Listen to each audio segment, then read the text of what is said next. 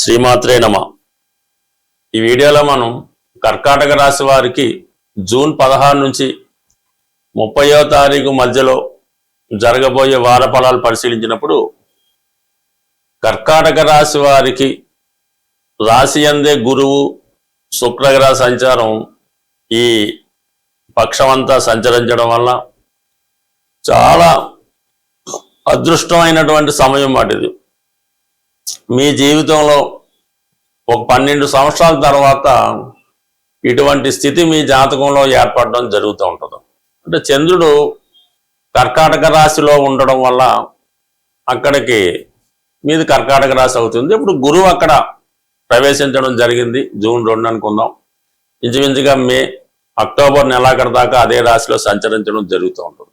అంటే ఏర్పడినటువంటి హంస మహాపురుష యోగం అలాగే గజకేసరి యోగం కూడా యాక్టివేట్ అవుతూ ఉంటుంది. దీనివల్ల మీరు ఎక్కువగా పుణ్యక్షేత్రాలు దర్శించడం, ఆత్మీయుల్ని కలుసుకోవడం, అలాగే మీరు మీ యొక్క సంతానం కొరకు ఏ విధంగా ఊహించుకుంటున్నారో వాళ్ళకి మంచి ఉద్యోగం రావాలనో, వాళ్ళు విదేశం వెళ్ళాలనో, వాళ్ళకి పెళ్ళిళ్ళు జరగాలనో ఆలోచిస్తుంటారు. అవన్నీ కూడా ఈ సమయంలో మీ ఊహలకు అనుగుణంగా నెరవేరే అవకాశం ఉంటుంది. ప్రధానంగా మీలో ఉన్నటువంటి నైపుణ్యానికి టాలెంట్కి తగిన గుర్తింపు రావడం జరుగుతూ ఉంటుంది.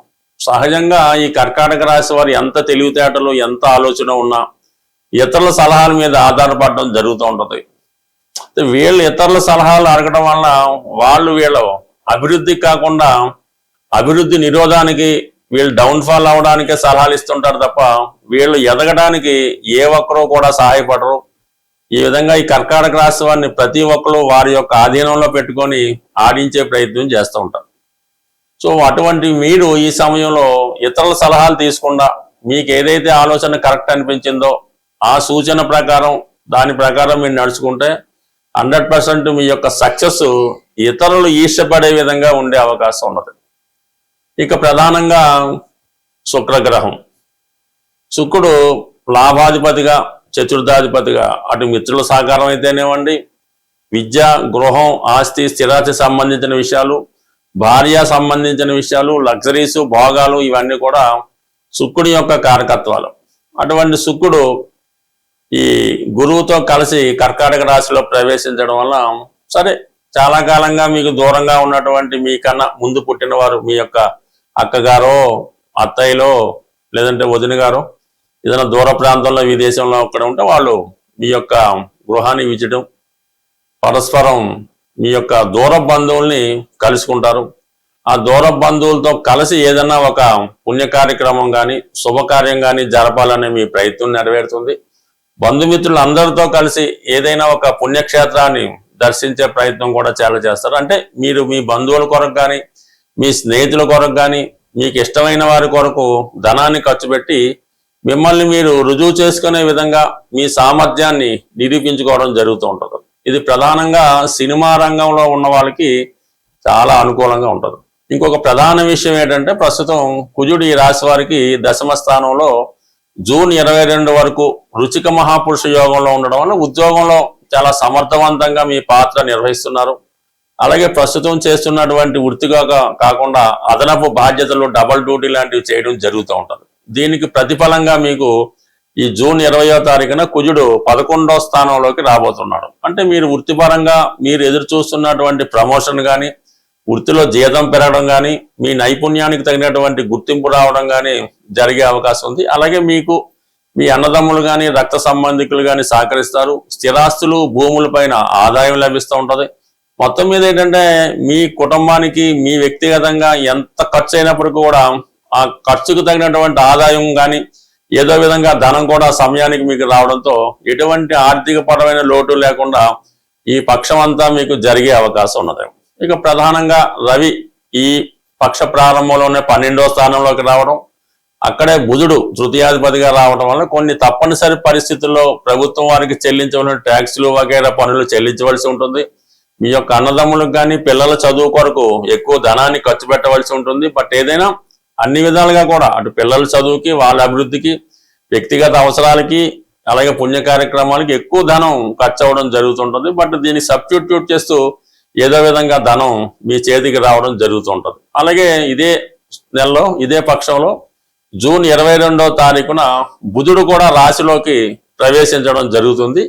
అప్పుడు మీకు కొన్ని కొత్త ఆలోచనలు రావడం జరుగుతుంది. అలాగే విద్యార్థులకు ఇది మంచి అవకాశంగా, అంటే మీరు ఏదైనా పీజీ కానీ డాక్టరేట్ కానీ అలాంటి ఉన్నత విద్య చదవాలనే మీ ప్రయత్నం నెరవేరే అవకాశం ఉంటుంది. బట్ ఏదైనా కొన్ని సందర్భాల్లో కుటుంబంలో ఉన్నటువంటి స్త్రీల మధ్య, మీ బంధువుల మధ్య విభేదాలు కొంతవరకు మానసిక అశాంతిని కలిగించే అవకాశం ఉంటుంది. ఈ పక్షంలో చాలా మంది ఆర్థిక పరమైన సమస్యలు ఉన్నాయి, అప్పులు పెరిగిపోతున్నాయి, మరి బాధ్యతలు సక్రమంగా మేము చేయలేకపోతున్నామని చాలా మంది విచారం వ్యక్తం చేయడం జరిగింది. ఏదైనా ఆర్థిక పరమైన సమస్యలు ప్రతి ఒక్కరి జీవితంలో ఏదో సమయంలో రావడం జరుగుతూ ఉంటుంది. సో దానికి పరిష్కారం అంటే ఆర్థిక సమస్యలకి కుజుడే కారణం అవుతూ ఉంటాడు.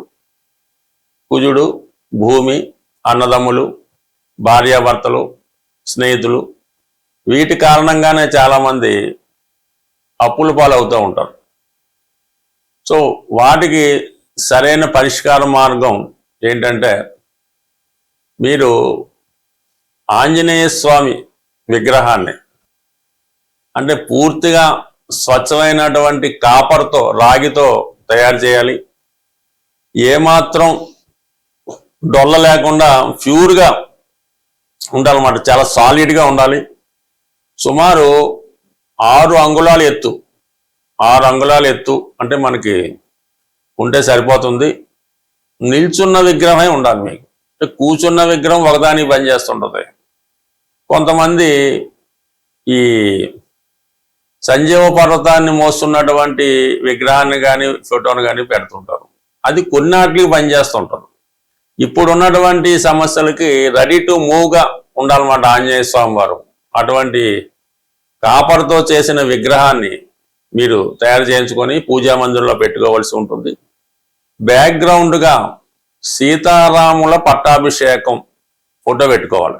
మిగతా ఫోటోలు మీ ఇష్టం. ఈ సీతారాముల ఫోటో లేకుండా, వాళ్ళని పూజించకుండా ఆంజనేయ స్వామిని మీరు ఎంత పూజించినా కూడా మీ టైం వేస్ట్. ఆ పట్టాభిషేకం ఫోటో మీరు పెట్టండి.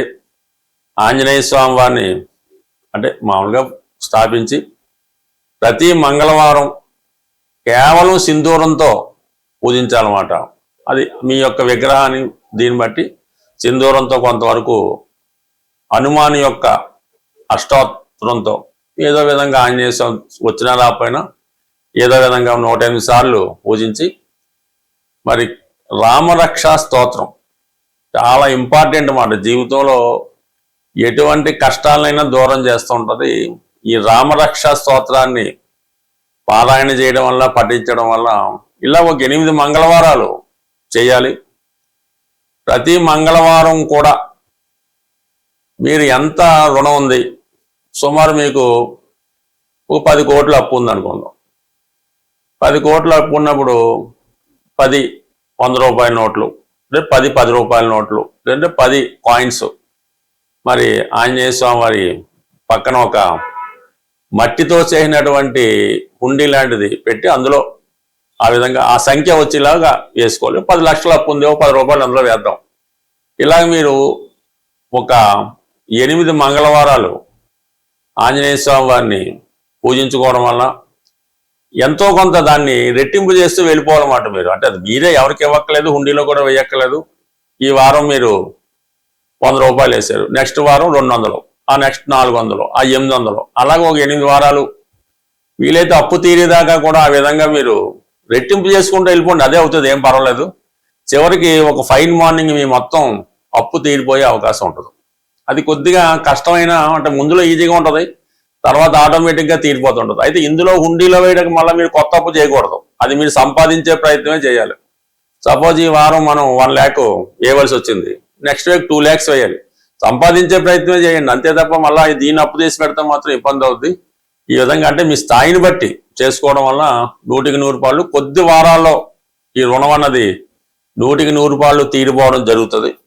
దాని తర్వాత మీ యొక్క క్యాష్ బాక్స్లో కానీ, మీరు ఎక్కడైతే బీరువాలో బంగారు నగలు పెడతారో అందులో ఒక చిన్న ఎరుపు రంగు క్లాత్ కొత్తది లైనింగ్ లాంటిది తీసుకొని అందులో మీ యొక్క ఒక పిడికెడు కందులు, శుభ్రమైన కందులు ఒక పిడికెడేసి చక్కగా మూట కట్టి మరి ఆ మంగళవారం రోజు ఆ కుజహోర జరుగుతుండగా మీ యొక్క క్యాష్ బాక్స్లో ఈ కందుల మూట పెట్టడం వల్ల ఈ రెమెడీ మీకు బాగా చక్కగా పనిచేసి మీకున్నటువంటి రుణ సమస్యలకి ఒక పరిష్కారం అన్నది 100% దొరుకుతూ ఉంటుంది. ఇక దాని తర్వాత ఏంటంటే ఇది తీరిపోతూ కామన్గా ఎక్కువగా ఆర్థిక సమస్యలు తీరడానికి ప్రతి ఒక్కళ్ళు చేయవలసింది ఏంటంటే, మీకు ఏవైనా బలహీనతలు ఉంటాయి అంటే ఏ బలహీనత వల్ల మీరు రుణంలో పడ్డారో అది మీ మనసుకి తెలుస్తూ ఉంటుంది. వాటిని మీరు స్టాప్ చేయవలసి ఉంటుంది.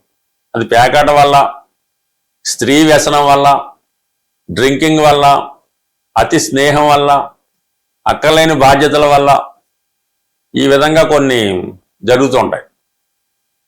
దాన్ని మీరు స్టాప్ చేయవలసి ఉంటుంది. కొద్ది కష్టమైనా సరే కంప్లీట్గా దాన్ని వదిలేయనమాట. అప్పుడు మాత్రమే మీరు ఆ రుణం నుంచి బయటపడతారు తప్ప మీకు ఉన్నటువంటి బలహీనత కంటిన్యూ చేసుకున్నంతకాలం మీరు ఆ రుణం నుంచి ఆ అప్పు నుంచి 100% బయటపడలేరు. కొంత కష్టమైన కొన్ని బలహీనతలను పక్కన పెట్టి ఆదిత్య హృదయం ప్రతిరోజు చదవడం మరి మీ యొక్క రుణ సమస్యలకి ఇది కంప్లీట్గా పరిష్కారం చెప్పే అవకాశం ఉంటుంది. స్వస్తి.